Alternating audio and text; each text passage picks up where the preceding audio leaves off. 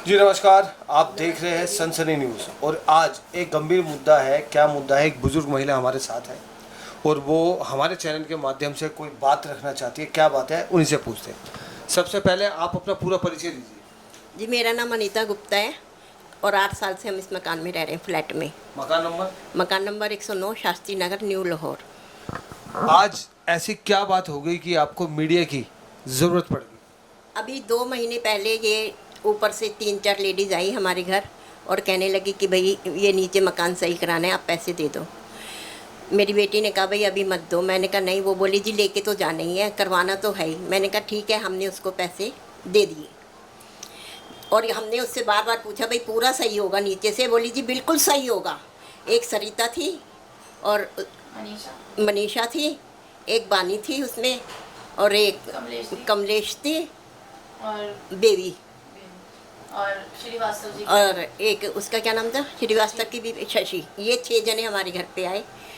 हमने इसने पैसे दे दिए। ये बोले जी हाँ बिल्कुल काम होगा और सारा काम होगा। उसके बाद इन्होंने ये बात रखी थी 30,000 में काम। इसके आदमी ने कहा भाई 30,000 में काम होगा और जस्टिस से चलना चाहिए।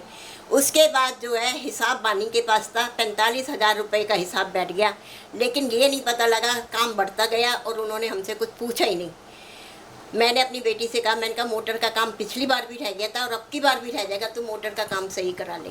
उसने फटाफट प्लम्बर को बुलाया और सबके सामने की बात है, सारे थे नीचे, पूरे 15 जने, सबसे पूछ के उसने सारी मोटरें सही करवाई और जो जो खर्चा आया सबको बता दिया। सब एग्री हो गए, वो हो गया। उसके बाद ये हुआ कि मोटर चोरी ना हो जाए तो इसका हमें केस बनवाना है। हाँ, फिर अगले दिन जो है मोटरें रात पूरे 2 दिन लग के, सुबह से शाम तक ये मेरी बेटी बैठी रही पूरी रात तक, 10-11 बजे तक सारा काम निपटा। सबका पानी आ गया, सब बड़े खुश थे। सब बोले जी काम अच्छा हो गया। बल्कि नीचे वाले ने इसे कैंपर ला के पिलाई कि भाई बच्चा सुबह से शाम तक बैठा होता। अगले दिन हमारी मोटर में पानी नहीं आया। दिखाया तो किसी ने उसमें पन्नी डाल दी। बोले जी मोटर फूक गई है। हमने मोटर दोबारा सही कराई। हमारे 2,000 रुपये फिर से लग गए। चलो वो भी देखा जाए। बच्चा नीचे गया पानी चढ़ाने तो इसको करंट लग गया। ऊपर से वो तार जो है किसी की नंगी तार थी। कहा तो बोले जी तुमने, इसने फिर वो तार अगले दिन तोड़ दी। तो उसने ये कहा गया जी जानबूझ के हमारी तार तोड़ी गई है। ये कोई पूछने नहीं आया बच्चे को करंट कैसे लग गया। मतलब आपका आरोप है कि आपसी समझौते से जो तय हुआ था उससे आपके पड़ोसी मुकर गए? हाँ, वो जो है, जो हमारी बात हुई थी भाई इतने में, चलो पैसे भी फालतू लगे लेकिन काम तो अच्छा हो। काम तो ऐसा हो गया। और जो वो मिस्त्री लेके आना था, वो मिस्त्री अपने जहाँ पे वो काम करता है वहाँ से वो मिस्त्री लाया। उनकी आपस में क्या साठगांठ थी हमें नहीं पता। और बार बार जो है नीचे वाले का बाथरूम तोड़वाया और हमारा बाथरूम तोड़वाया। जो नीचे जो है पाए में पानी आ रहा है। पाए को 10 बार कहा भाई पाया टूटेगा, पहले पाया। अजी वो तो बाद की बात है, जो पैसे लेके गई वो यही करती रही जी, बाद की बात है। और ये तो इनका है, 4 जनों का, ये देखेंगे। वो पाया वहीं की वहीं रह गया और हमारे बाथरूम टूट गए। और शिकायत करी? पुलिस में हमने शिकायत की है। तो पुलिस ने क्या कार्रवाई? पुलिस ने पहले तो कार्रवाई नहीं करी। कभी क्या जी ये चल रहा है, वो चल रहा है, G20 चल रहा है। अब जब इसने कहा भाई मैं तो आगे जाऊंगी, फिर उसने बुलाया इसको। मैं गई थी सर, मेरी बेटी गई एक काम थी। करते हैं, बाकी की जानकारी इनकी जो लड़की है पूजा जी, उन्हीं से लेते हैं।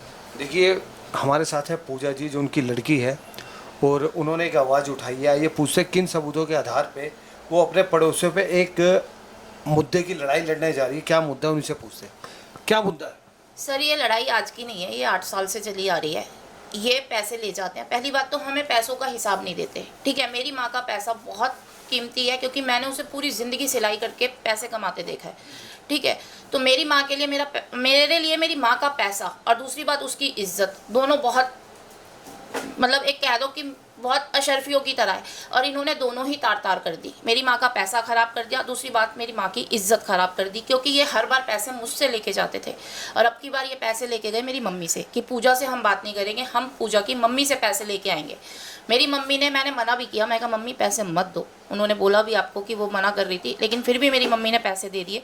मेरी मम्मी और मेरी बेटियाँ, उनको लगता है कि ऐसे आती हैं जैसे एक भिखारी नहीं आता, 4 जनों को लेके पीछे तो पड़ेंगी, साथ में उनको और पीछे पड़वा देगी। आदमी क्या करेगा? अपनी इज्जत बचाने के लिए वो पैसे देगा कि ठीक है भाई तू ले जा। तो आपने पुलिस कंप्लेंट करी? सर बिल्कुल की है मैंने कंप्लेन। इसकी कॉपी है आपका? हाँ बिल्कुल है मेरे पास, अब की भी है। और मैंने 3 साल पहले एक आवाज़ उठाई थी कि नीचे एसी लग गया था पार्किंग में एसी का मतलब है आप खुद समझ सकते हो, वहाँ पे कम से कम 20 से 25 गाड़ियाँ खड़ी होती हैं, मोटरें होती हैं और प्लस 16 मीटर थे। अगर वो फटता तो क्या होता, बिल्डिंग कहीं से कहीं तक नहीं बचती। अब आप आगे क्या चाहते हैं? क्या बस मैं ये चाहती हूँ कि ये अगर आगे काम कराएं बिल्डिंग में तो बहुत अच्छा कराएं, नहीं तो बिल्कुल ना कराएं।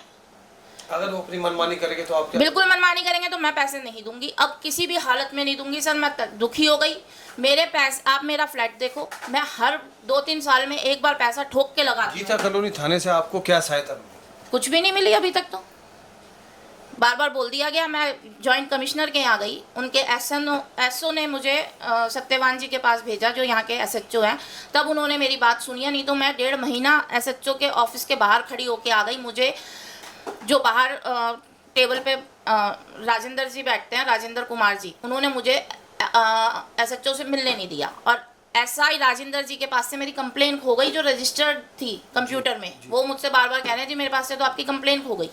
मैं कहा ठीक है कोई बात नहीं, मेरे पास कॉपी, आप कॉपी ले लो। कॉपी भी आप ये देखो, परसों मैं गई थी थाने तो उन्होंने कॉपी के पीछे ये मेरे से लेके 4 बंदों के नाम लिखे थे, उनके पास कॉपी भी नहीं है मेरी उसकी एफआईआर की। और वो क्या केस मेरा देखेंगे और क्या सुनेंगे। इस पे भी आपका आरोप है गीता कॉलोनी खास तो। हाँ जी, उन्होंने एक लापरवाही आपके प्रति करी है। बिल्कुल करती है केस के प्रति। जी, मेरा केस इतना कमजोर कर दिया कि आज लोग मुझे कह रहे हैं तेरे केस में कुछ नहीं है, ये सिविल में जाएगा।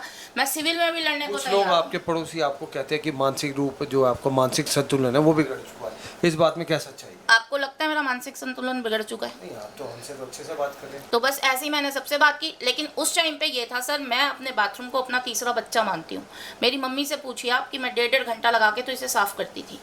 ठीक है, उस टाइम पे ये हुआ कि जी पूजा का बाथरूम टूटेगा। पूजा ने अपना बाथरूम तुड़वाया भी, लेकिन पूजा ने अपना बाथरूम किस तरीके से तुड़वाया ये किसी को नहीं पता। सबसे पहले मैंने नीचे वाले से रिक्वेस्ट की, मैं कहा भैया आपका बाथरूम टूटा हुआ है, आप अपना पिलर तुड़वा लो। ठीक है, मतलब पिलर टूटा आधा, मतलब कम से कम 1/4 पिलर उनका टूटा हुआ था, जहाँ से मेरी टीआरएन दिख रही थी, जो उसने जानबूझ के हथौड़े मार मार के इतने बड़े बड़े छेद करके उसमें ये दिखाया कि पूजा का बाथरूम टूटा हुआ है।